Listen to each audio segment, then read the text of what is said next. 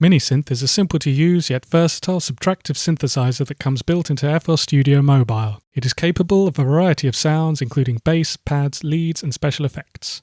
This tutorial guides you through how Minisynth works. It will help you to make the most of the included presets or how to create your own sounds from scratch. You can load a Minisynth track with the Add Channel button in the playlist. By default, the list of presets appears. Touch a category to open it. Touch a preset to choose it. Touch it again to preview it. Or play a connected controller keyboard to preview it. When you are finished choosing, press the X here or to the right of the list. I've chosen a simple bass sound. I can play it on the touch keyboard, a connected controller keyboard, or sequence notes in its piano roll.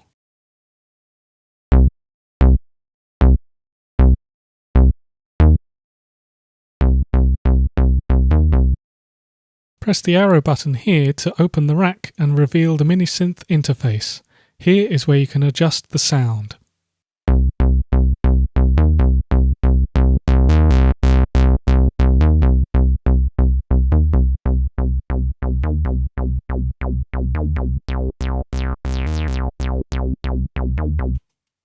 You can automate these changes by moving one of the parameters, such as the filter cutoff here, then pressing the control button here, and using Add Automation Track. Close the piano roll, then tap in the automation track, then the Add Clip button to create one. Double tap to enter this clip. Now tap to add points to create your automation shape.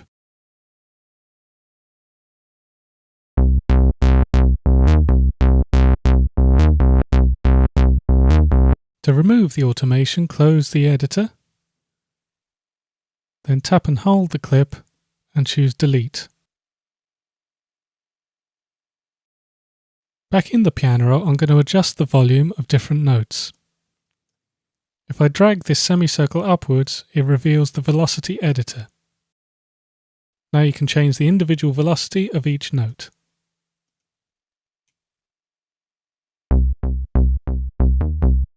In Minisynth, on the Filter tab, use the Velocity Track Fader so the velocity applies to the filter as well as the volume.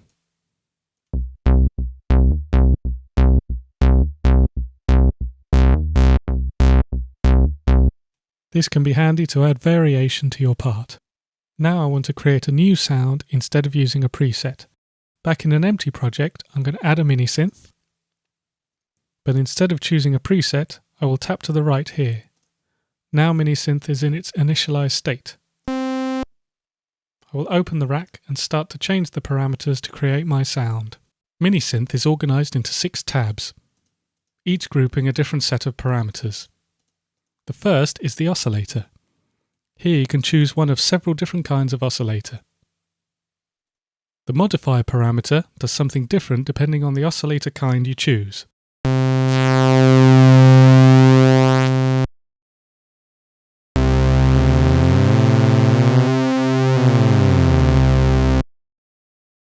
There is also a noise parameter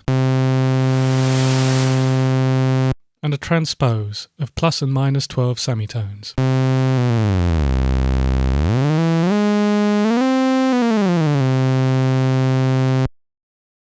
Double tap a parameter to reset it. The first oscillator kind is the saw. With the modifier at 0, only a saw waveform plays. As you increase the modifier, a pulse waveform is mixed in with increasing width.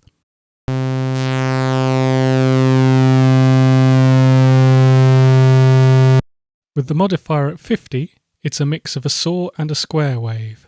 As you keep increasing, the width of the square will decrease again.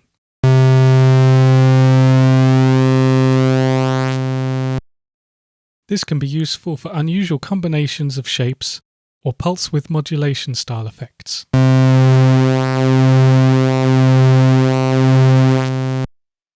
The next oscillator kind is saw plus saw. This plays 2 saw oscillators. The modifier changes the pitch of one of the oscillators. At 0, it is one octave below the first.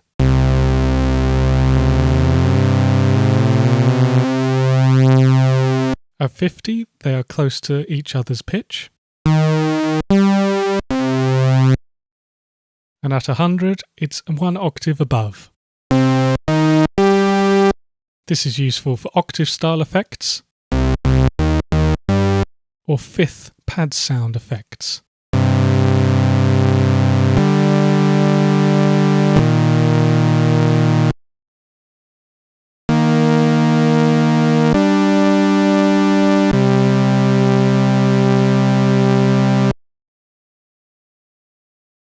The pulse kind is like the saw kind but without the accompanying saw.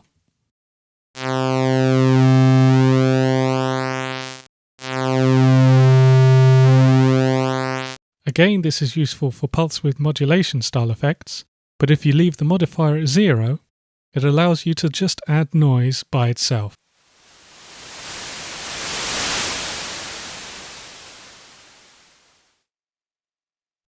Saw plus square plays a saw wave and a square wave at a different pitch. Square plus square plays two square waves.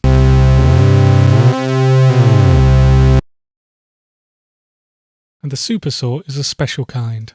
It plays multiple saw oscillators at slightly different pitches, creating a really thick sound.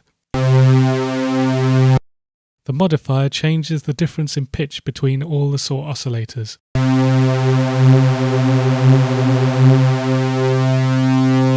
This is very useful for lead sounds, chord sounds, and even respaces.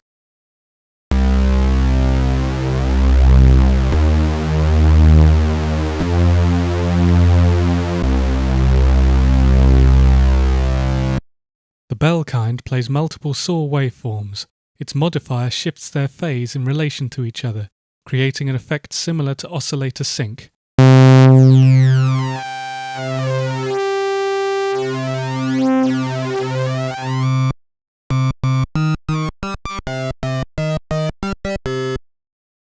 Def saw, again, plays two saw oscillators, but in this case the modifier changes the phase instead of the pitch of one of the oscillators.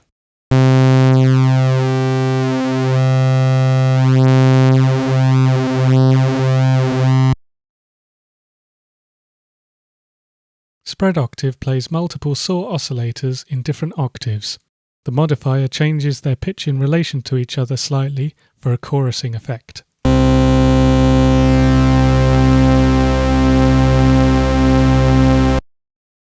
Spread fifth is similar, but instead of an octave shift, it uses a musical fifth.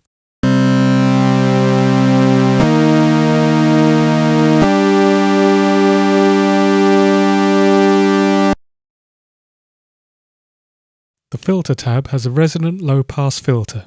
The cutoff will change the filter frequency.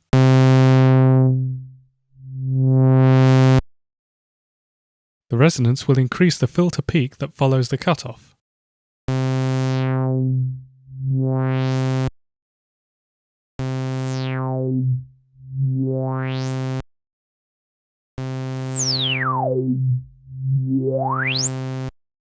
Keyboard tracking means the note you play will also shift the cutoff frequency. To demonstrate, here first without any, then with keyboard tracking set to maximum.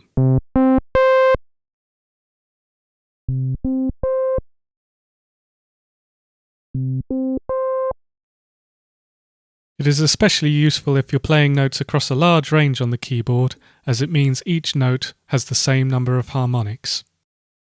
As shown earlier, velocity tracking means higher velocity notes will also shift the cutoff frequency. The filter envelope generator will change the filter cutoff frequency over time every time you play a note. Increase the amount for it to take effect.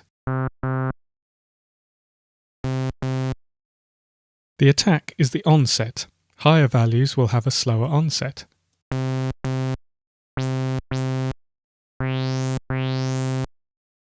The decay is the time it takes for the envelope to reach the sustain value.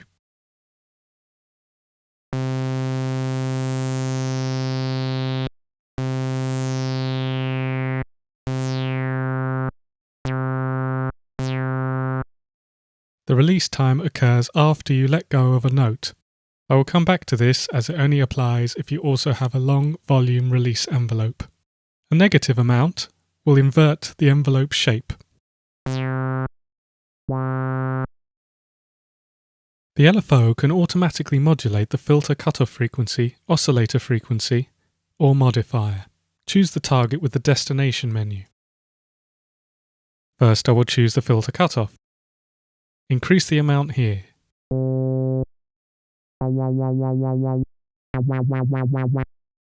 Change the speed here.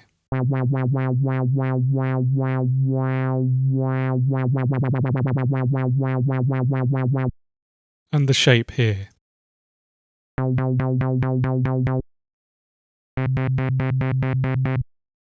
Choose the oscillator frequency as the destination for vibrato.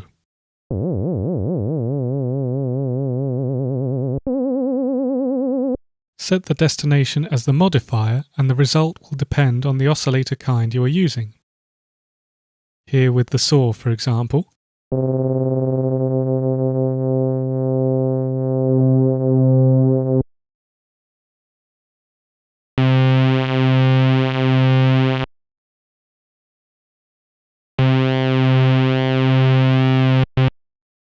With the bell kind.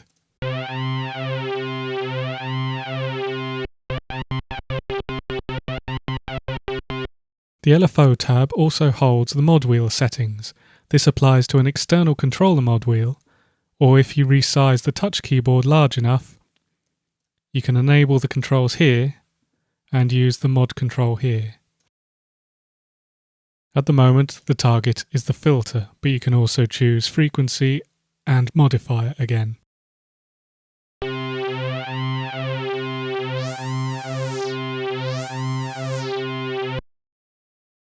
The Master tab contains the volume envelope generator.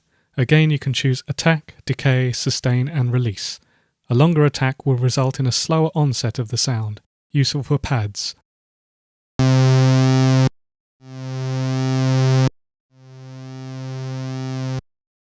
A low sustain and a low decay will result in a short plucky sound.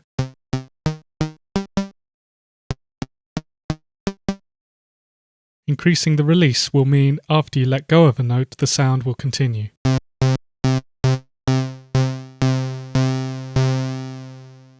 If I go back to the filter envelope generator, I can apply corresponding settings.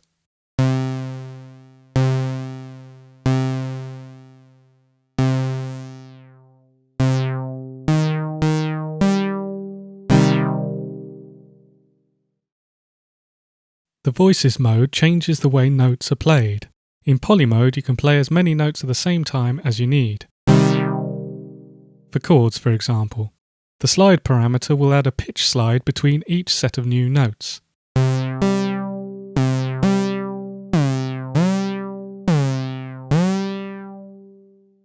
If you set the Voices mode to mono, however, only one note plays at a time.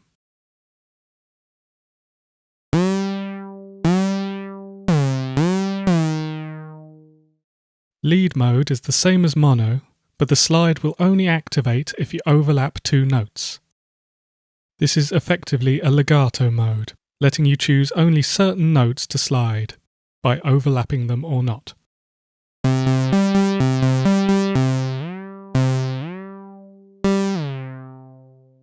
The last tab is the Effects tab, which itself contains 4 tabs at the bottom. There is distortion, delay, chorus and a phaser. Each has an on-off switch to the left.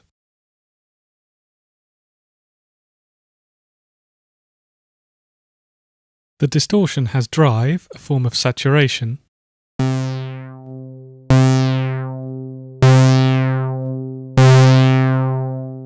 and decimate, which will reduce the sample rate of the audio running through it.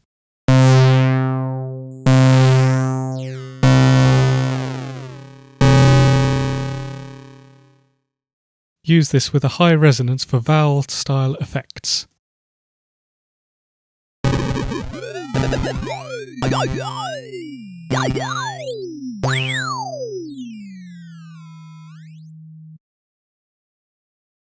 The delay has feedback, filter, mix and time settings.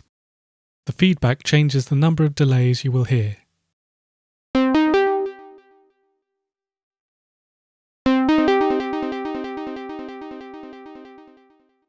The filter applies a low-pass filter to the delayed signal.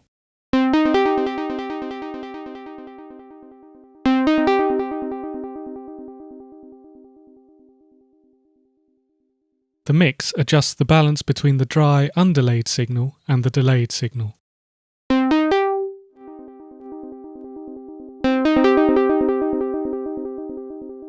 The time adjusts the timing of the delay.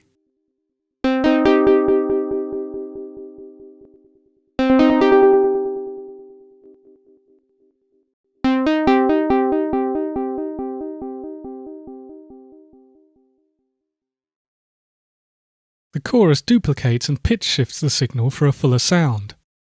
The effect runs in stereo so it can be used to add stereo presence to what you are working on. The rate controls the speed of the pitch shift, the depth the amount of the pitch shift, and the mix the balance between the dry and wet signals.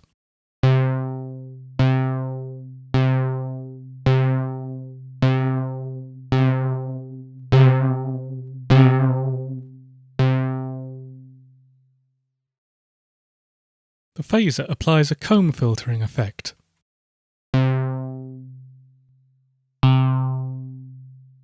Again, the mix is the balance between the dry and wet signal.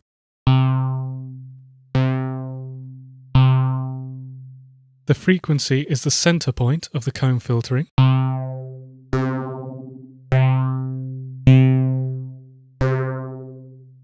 The feedback is the peaks of the comb filtering.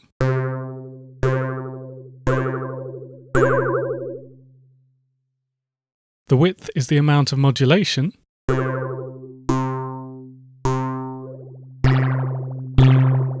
Again applied in stereo. And the speed is the speed of the modulation.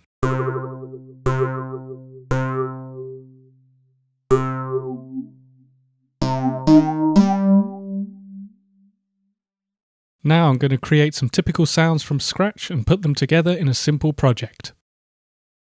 I have already sequenced some parts with Minisynth in its initialized state. Let's start with the bass line.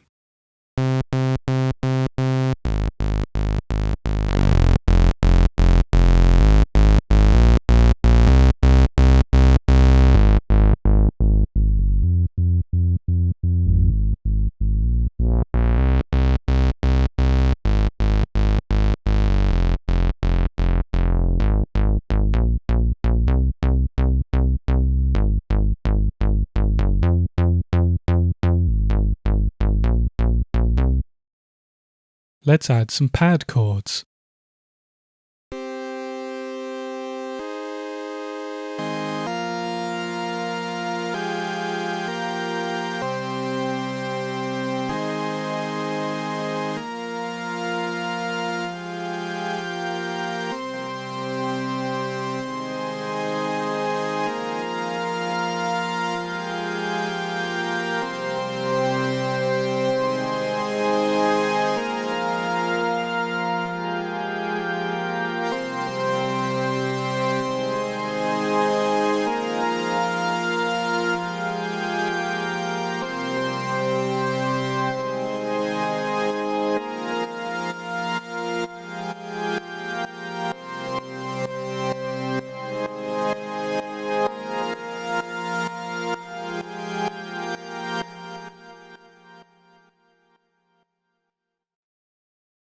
Now let's add an arpeggio.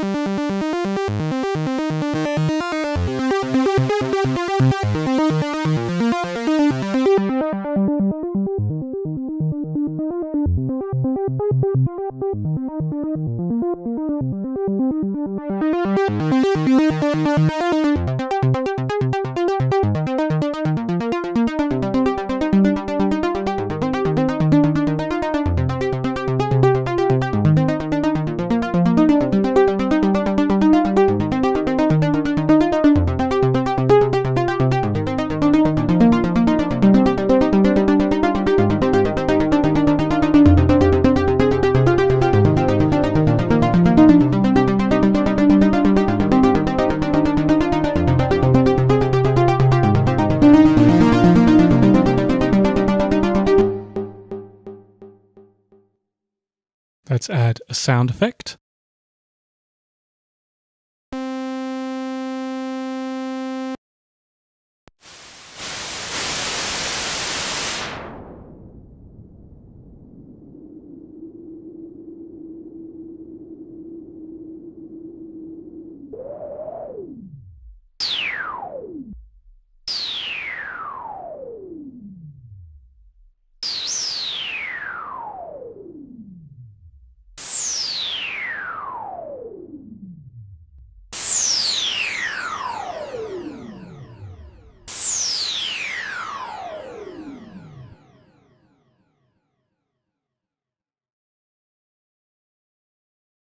Let's put them all together and tweak the settings.